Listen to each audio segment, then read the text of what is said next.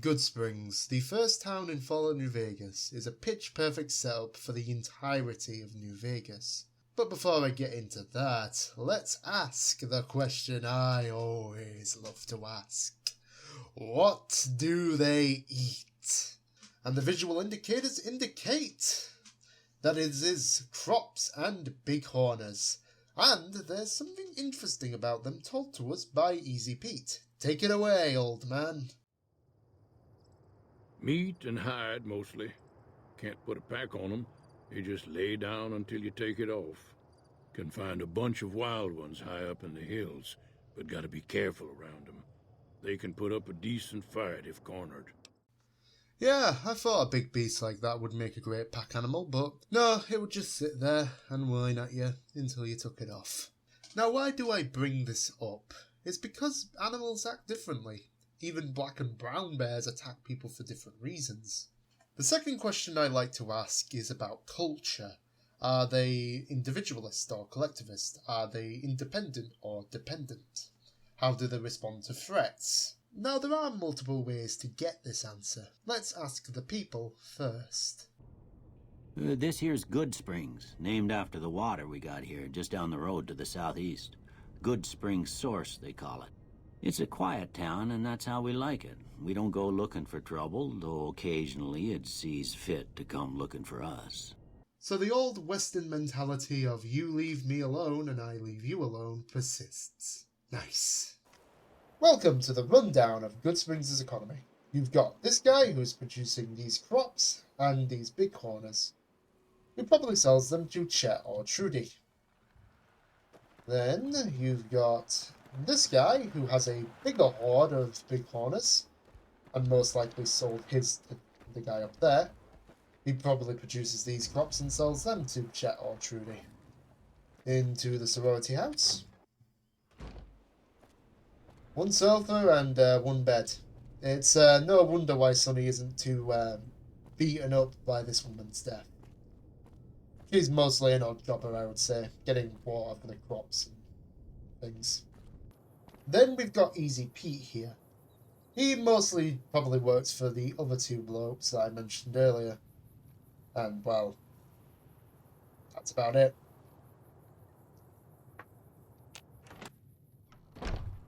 Sonny Smiles, the hunter who lives off of gecko meat and sells the hives for drinks in this bar. Speaking of the bar, do you wonder how she gets her alcohol?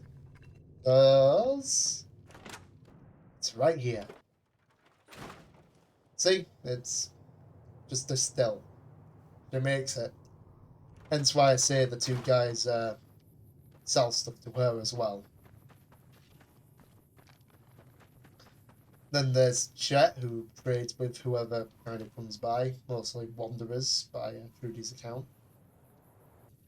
Here we've got Doc Mitchell. He's mostly self-sufficient due to his own chemistry set and the fact that if you just put xander root and bot flower in a syringe, you can make a stim pack. And I think that's everything in Goodsprings' economy. Back to post me, I guess. Now, why did I just run you through Goodsprings' economy? Well, economy is downstream from culture.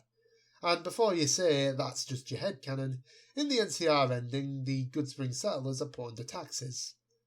Question is, where did the money come from? Yeah, if they weren't already trading amongst each other, I don't know where that money was coming from. So what does Goodsprings' economy tell us about its culture? Like I said, the Old West. Individualism and capitalism go hand in hand in perfect harmony. And now the third way to determine culture. Conflict. Now I am going to try and do this as quickly as possible because I'm just spinning my wheels at this point, and I'm sure most of us know what happens here. A trader for the Crimson Caravan, Ringo, gets stopped at this toll road. Ringo refuses to pay and a fight breaks out. Somehow he's able to get away. He runs up to Goodsprings and gets given the gas station.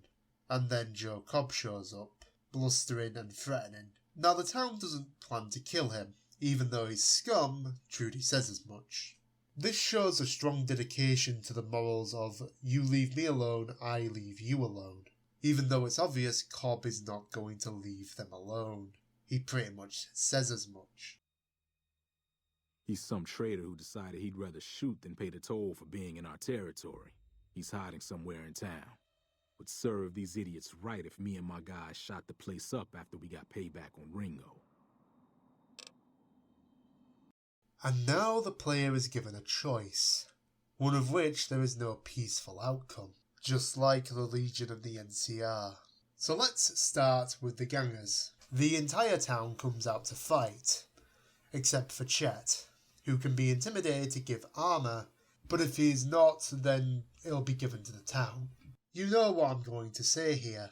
The Old West nature of if you attack me, I will fight back. Which is what you should do when someone breaks into your home. And don't let some rich kid who's been born with a silver spoon in their mouth tell you otherwise. When you choose to help Ringo, he gives you a task to court to Sonny Smiles. Sonny Smiles then tells you how to recruit the other members of town. A well-laid plan for Trudy. Or convincing her that it'll be a whale of a time. Or knowing how to use dynamite with Easy Pete. Convincing Chet that protecting the town will protect his investment in the store, or paying him for it. Doc Mitchell, like Sonny, will immediately hand over supplies, but giving him extra context will get you some extra supplies. And then there's Victor, the Securitron that pulled you out of your grave. If you played the game, you know why he didn't help you, and you can ask him to help again in the town fight. He won't show up. And this gets recognised by the player. If you have 25 science, then you can have a look at him and find out that someone disabled him for a bit. Now this is foreshadowing for House. Trouble with rustlers, huh? Count me in, partner. Those varmints will be running home with their tails between their legs soon enough.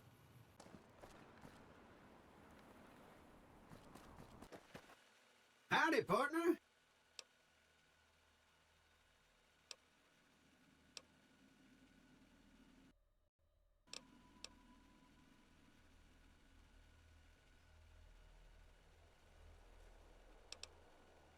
Didn't hear a thing.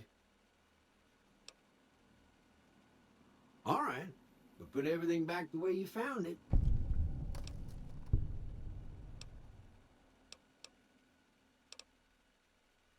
That's a puzzle, all right. I truly am sorry I couldn't help you.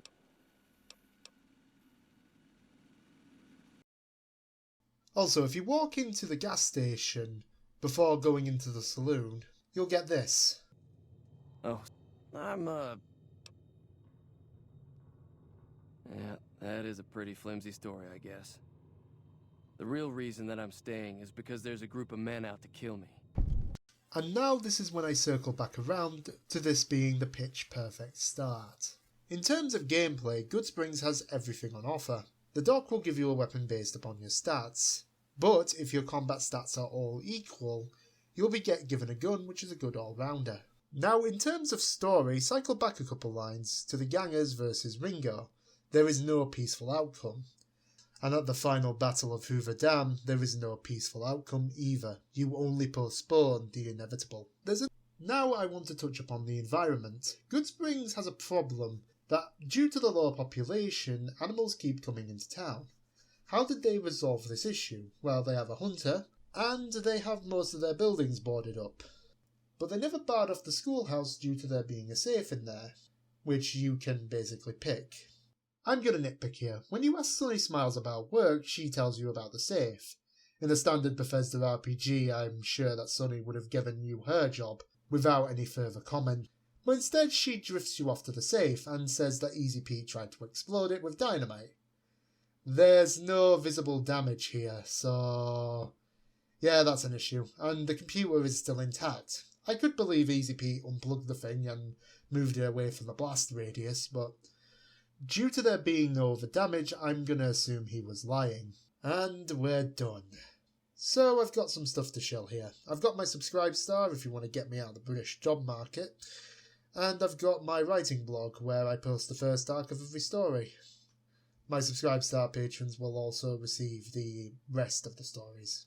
I've been Pentum. If you want more of this content, you know what to do.